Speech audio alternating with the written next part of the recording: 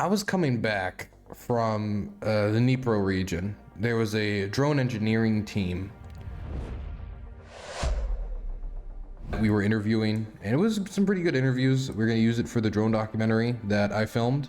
There's just like a little itty bitty pieces of information we needed to get from engineers. We were able to get those. We got some like new updates about fixed wing drones having some technology installed into them to try to avoid FPV interceptions.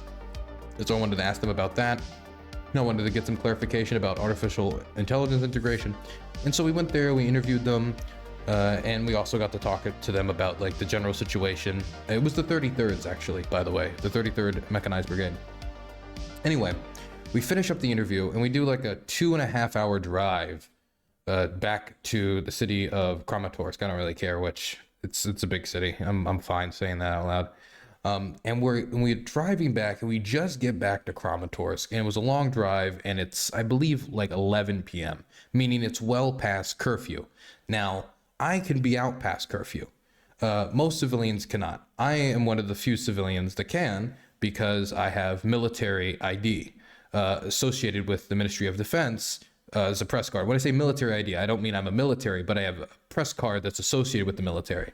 It's a military ID issued press card, meaning that I can operate at night. So me and my fixer, driver, and translator are driving back to Kramatorsk to get into, a hotel apartment to, spend the night. And so I can do this stream, the hippy dippy stream. And it's pitch black dark. We're out past curfew, but that's okay because we both have the paperwork saying we can be out past curfew, because kind of hard to do war journalism if you can only do it up to 8 p.m., right? Doesn't really make much sense. And then as we're driving back, pitch black dark, at an intersection, us and another car have a close encounter, as in they're driving, we're driving, neither of us see each other, and we almost have an interaction. We stop, they stop. It's not great, but it is what it is, right? If it's hard. It was too dark to really say I think anyone was at fault. When all the street lights are out and the traffic lights are out and everything's pitch black dark, it's kind of hard to 100% follow every traffic law, but I don't believe we broke any. It was just a mistake, and both of us made a mistake, and nobody got hurt. And so we start driving away. And we start to drive down the road. And as we're driving down the road, this car comes back around and then goes in front of us and purposely tries to swerve us off of the road. And as it tries to purposely swerve us off to the road, my driver, translator, and fixer, puts it in brake, stops.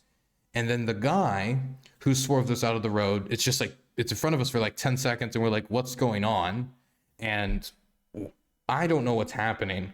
I'm assuming that there was some mistake, or I'm assuming that, this is some official and they want to ask why this car is out past curfew, and we're just going to give them the ID, and we're going to show that we're allowed to be out past curfew, because that's what I'm used to. I'm used to block posts asking why you're out past curfew. I give them the ID, and that it is what it is. Anyway, that's not what happens. The dude gets out. He's in full military fatigues. So to be clear, he was in uniform. This was not a guy in civilian clothing. This was a guy in military uniform. He gets out of his car. He walks, and he's huffing and he's puffing like he's gonna blow the house down. He's very angry, and he walks up to the driver's side seat, takes out his pistol, cocks it, and starts threatening us. And he's yelling and he's yelling and he's yelling. He's brandishing his gun, very clearly threatening to shoot us. And he was angry and furious that we almost killed him and the person who was in the car with him, who happened to be his mother. So he was, I guess, defending his mother's honor from this traffic incident when there's no traffic lights. All of the, street lights are out. Nobody can see anything. The only stuff you can see is what's lit up by your headlights. And he's starting to threaten us with this gun. My fixer, he raises his hands because this guy is now like threatening to shoot us. I'm just kind of staring at him in bewilderment. Honestly, I was less scared than just baffled by the surrealness of the interaction. Because like, if I ever expected to get shot in Ukraine, I expected it to be like, oh, I got captured and they see a tattoo they don't like and bang, bang, that's the end of Dylan. or, you know, a training accident gone wrong. That was something maybe I would suspect would get me shot.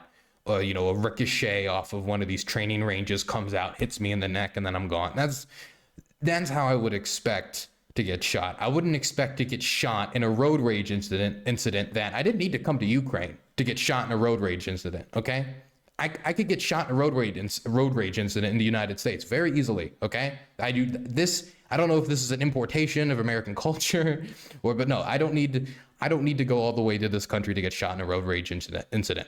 But this guy's, his eyes are wild. His eyes are wild. He's angry. He's yelling. And reminder, he couldn't have done this in the middle of the day. If it was the middle of the day, there'd be a ton of cars going by and everybody would see, because there'd be cops going by, there'd be, you know, civilians going by, and he couldn't just brandish two people in the middle of the night with a firearm threatening to shoot them because, you know what, we didn't see each other and we almost collided and then we went on with our day, because it's the middle of the night in the war zone and you're driving without any traffic lights. Like, I don't know what you expect.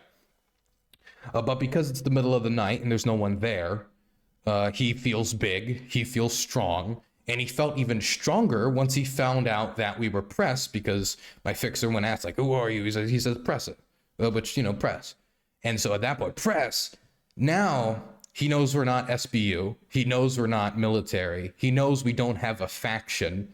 We're the, you know, in the movies, the journalists and the aid workers are not exactly the most powerful faction, okay? They're in the movies, they're not, and I'm sorry to say that in real life, it's the same thing. You don't have a guy you can call on to be like, come on, mechanized brigade, right sector, come save me. As much as people talk about, you know, Dylan, the Ukraine show, I can't call up Azov and tell them to go get this crazy soldier off my back for brandishing a gun. So I'm standing there, seeing this guy like threaten us, and I don't know what to do. I'm not armed. I don't have a gun. I've never wanted a gun on me, and I've never appreciated the Second Amendment more than in that moment, because I didn't have a firearm, because, you know, I'm a journalist, I'm a civilian, and as a journalist, carrying around a gun on a battlefield is no bueno when it comes to international law. But in that moment, I wanted to be a civilian with a gun, not to do anything, but because this guy's crazy.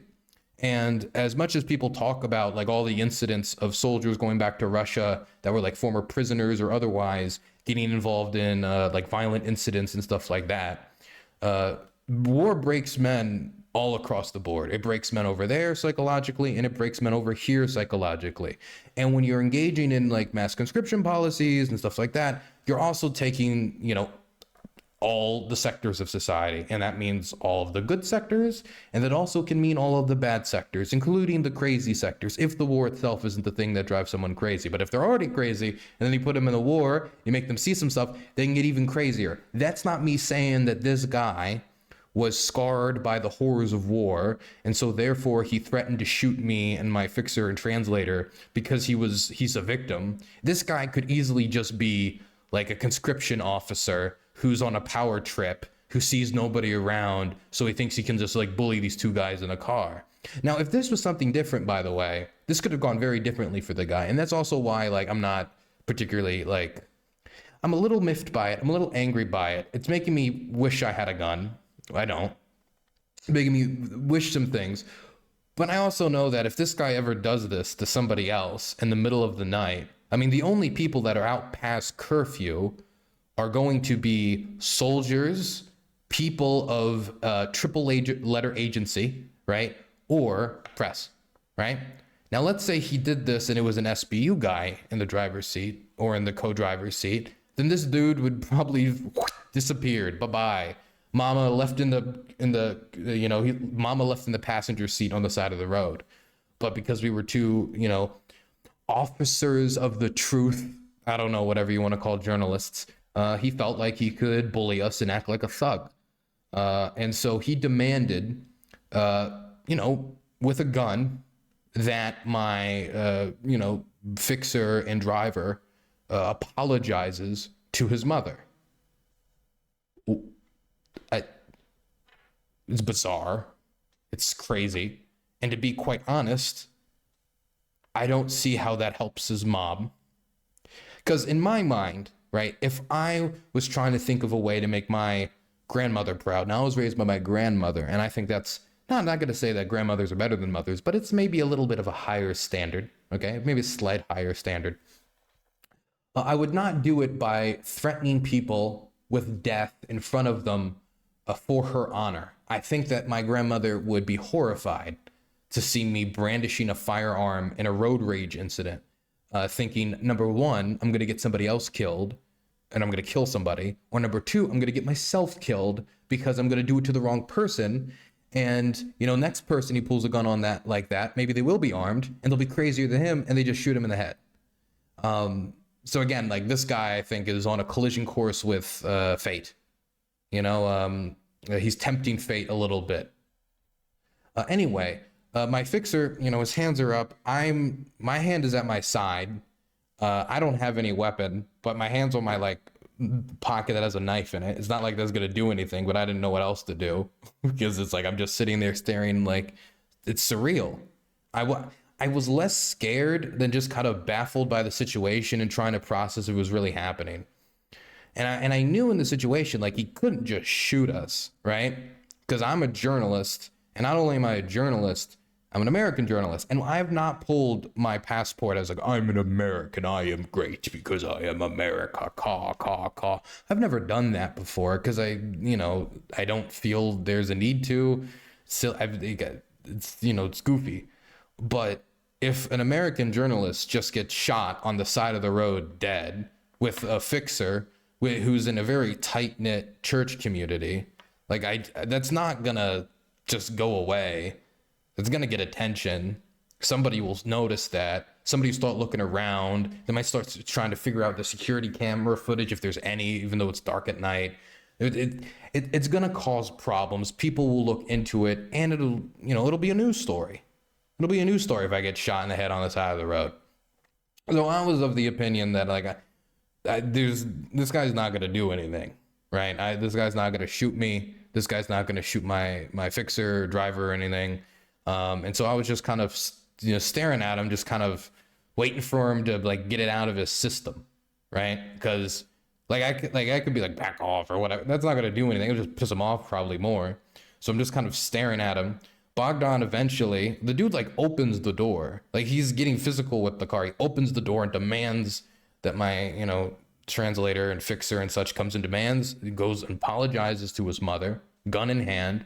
And my fixer, he's like, well, there's no cops. There's nobody around. He's brandishing this gun at us, threatening to shoot us. And so my fixer's like, okay, I guess I'm gonna go apologize to his mother. Goes through the passenger side window, leans in, says something that I assume was an apology. I was not present for it. I was just watching it, still baffled the whole situation, letting Bogdan handle it. My translator, I'm letting him handle it because he knows the language. He's from the region, right? He's from the Donetsk region. I'm not from the Donetsk region. So he'd probably not only does he have a better social understanding, but he also, speaks the language so he can actually communicate with the guy. Whereas, if it was me, the most I would have probably managed is, you crazy, you gun crazy journalist, Amerikansky journalist, you shoot me, front news. I don't think I would have been the best diplomat in this situation. And so he apologizes, and then he comes back, gets back in the car, and this dude just speeds off. And that was that. And that was that. He drives away. And again, I think this guy is on a collision course with Destiny. If he's going to continue, as in he's going to go on Destiny's stream and debate him soon. No, I mean, he's on a collision course with fate. If he does that to an SBU guy, he's going to end up in some black site. he's not gonna have a good time. If he does this to some some people, if he does that to some people in Azov, does that to some people in really any group of 3 or more soldiers, where he's outnumbered and they have rifles and he has a pistol. Mind you, he had a pistol, and in most circumstances, if at the middle of the night, if he's doing this, it's going to be soldiers or it's going to be three-letter agency people. So out of all the people he could have done this to, we were the luckiest for him, and it was the unluckiest for us. Because again, if he does this to soldiers, if he does this to SBU people, he's going to either end up disappeared, profusely apologizing, or dead, because he'll just, I'll shoot you, boom, you're shot, you're done. 3 beats 1. So yeah, man. That was my one. That was like an hour ago. That was like an hour ago. It's been a crazy week. We were on the Pokrovsk front with the 68th on artillery position that was getting harassed constantly by drones. We were embedded with prisoner soldiers on their way to an assault down in southern Donetsk. We were embedded with air defense teams as they were shooting down shaheeds and such. So like we've had a really busy week, and this is like a weird end to the work week. And the work week isn't over. We still got like 2 more days of filming. Then I go back to Kiev to film to do a big stream for the election, because I want to do a big election stream, because I mean I'm a political streamer, kind of like my job, right? But it's just a weird way to stack a tiny smidgen more of stress. Well, honestly, it was more surreal than scary, or I mean, I would say it's not stressful as much as it just made me angry. It just made me angry that this guy felt like he could do that.